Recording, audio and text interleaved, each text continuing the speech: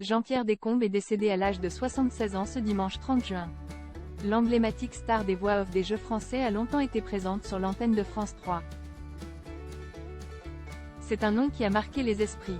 Jean-Pierre Descombes est décédé, à son domicile, ce dimanche 30 juin, comme l'a annoncé son fils Romain Descombes à l'AFP. Cela faisait plusieurs années que l'homme de télévision souffrait de la maladie de Parkinson. Il s'est retiré de la vie médiatique afin de se consacrer à sa santé, mais il aura marqué les esprits.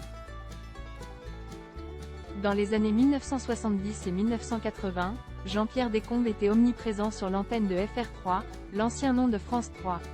Les téléspectateurs ont pu le retrouver entre 1976 et 1987 puisqu'il animait les jeux de 20 heures, devenus très populaires. Durant celui-ci, des questions de culture générale étaient posées à ces célébrités et des anonymes. Après avoir longtemps animé cette émission culte, les téléspectateurs ont pu retrouver Jean-Pierre Descombes derrière la caméra. Il a été la voix off d'émissions de divertissement à succès dans les années 1980 et 1990. On peut notamment citer Le Juste Prix ou encore Une famille en or sur TF1. Dans les années 2000, Jean-Pierre Descombes s'était reconverti dans l'animation de salon.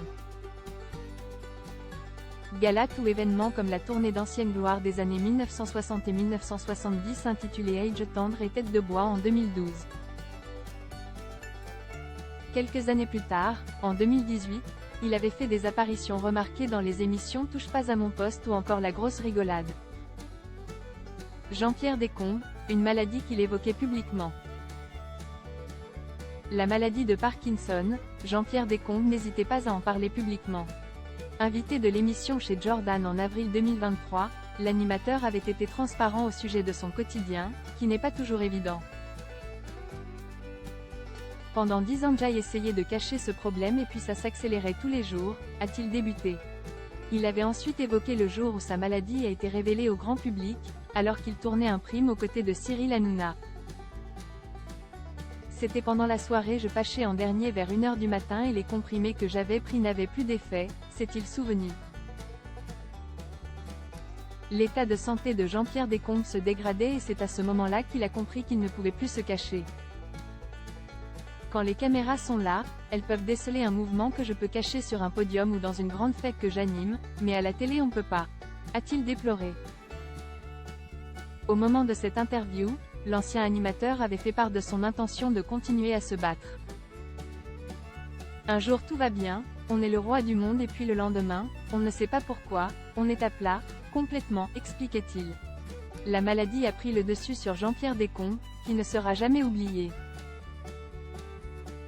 Jean-Pierre Descombes, un homme malade mais bien entouré. Jean-Pierre Descombes se battait contre la maladie mais il avait affirmé être bien entouré. Son premier soutien étant sa femme.